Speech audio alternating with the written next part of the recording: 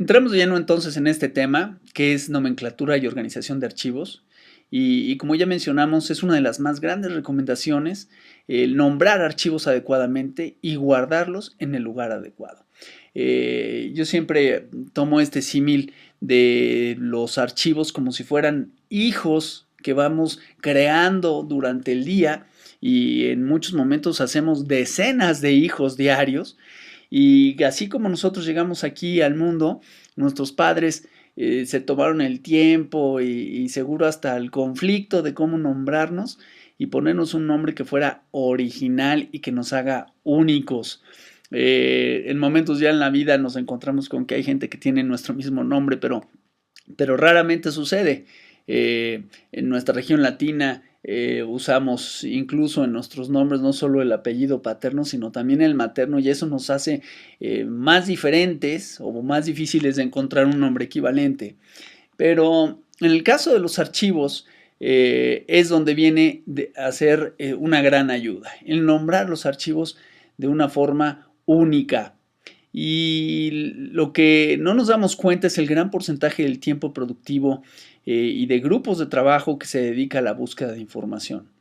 Entonces, ¿cuáles son las reglas para una rápida identificación de los recursos gráficos? Pues nunca nombrar dos archivos con el mismo nombre. En el universo, así casi lo pudiéramos decir.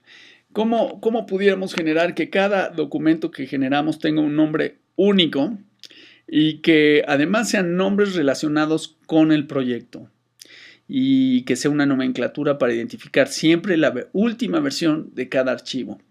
Yo creo que ya nada más con haber nombrado estos tres renglones podemos recordar todos, porque todos lo hemos hecho, como en ocasiones vemos un documento y no sabemos si es la última versión, tenemos que estarlo abriendo, o si ha sido replicado en varias máquinas porque estemos trabajando con varios colegas, quién tiene la última versión o si esa persona le metió mano al archivo y editó algo cuando el documento trae el mismo nombre.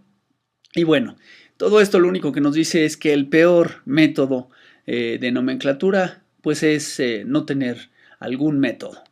Y no nombrar archivos sería la primera recomendación con adjetivos como ok o ok o el último.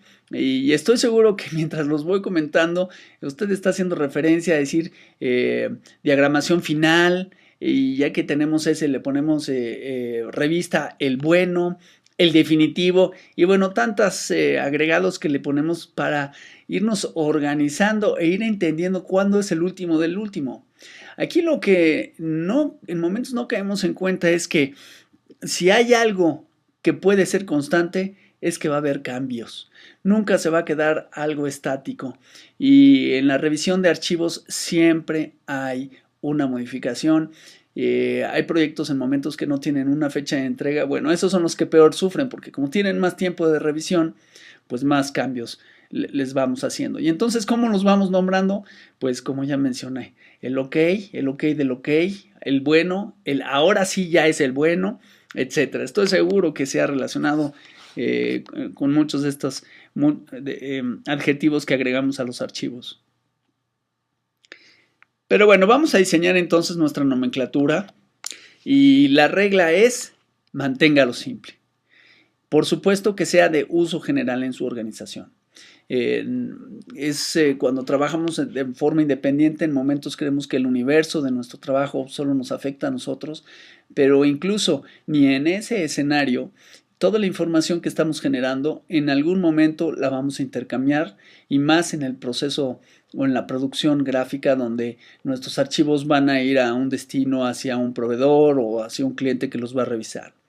Ahora, este nombre que le queremos agregar a los archivos, como mencionamos aquí en nuestro tercer punto, es, pues mientras más información contenga el nombre de este archivo, más rápida va a ser la localización y mejor la posibilidad de reusar el trabajo ya realizado.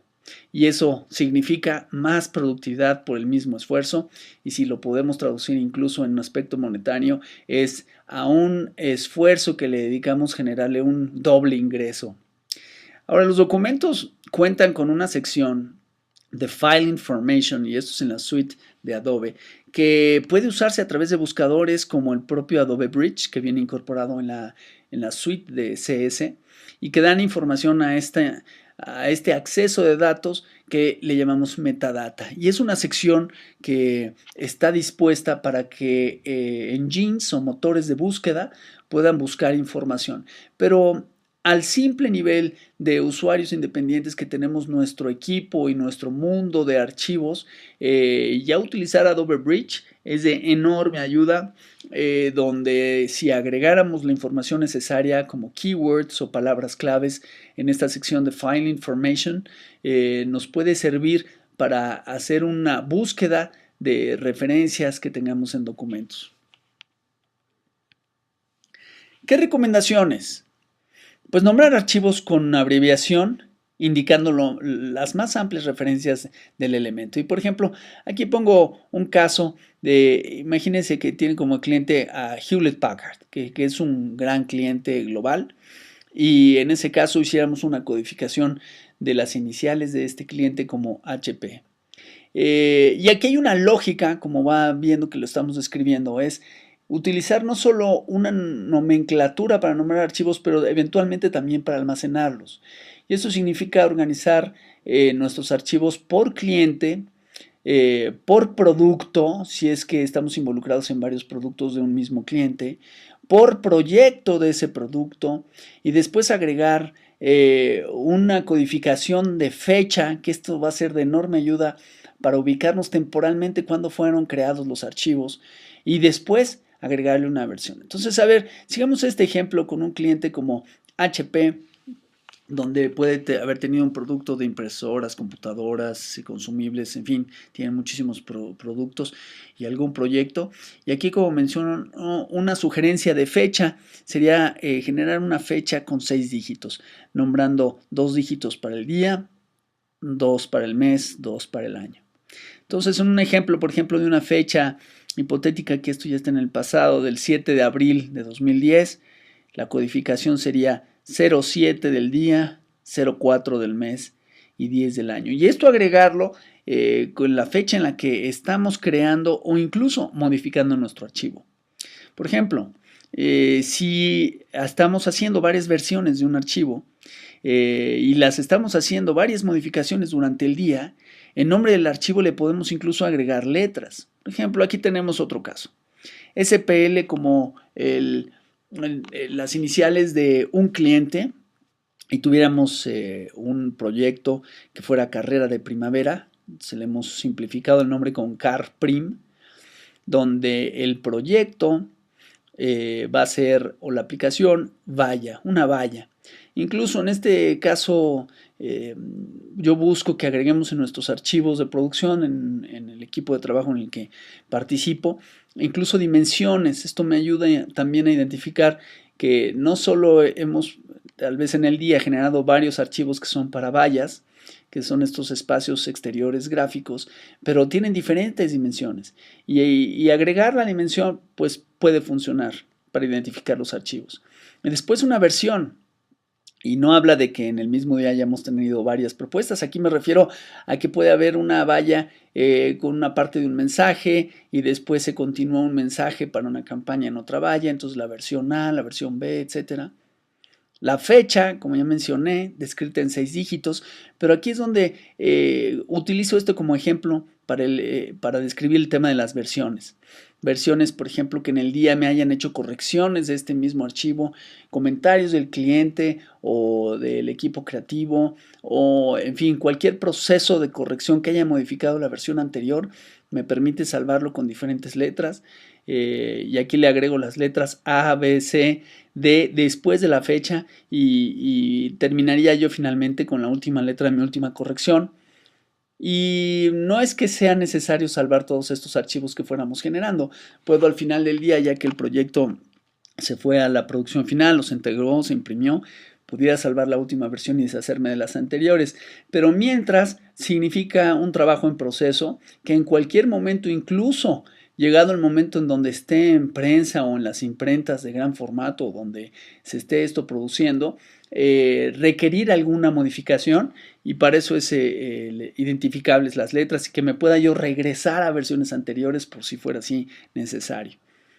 Unas recomendaciones importantes sobre los nombres.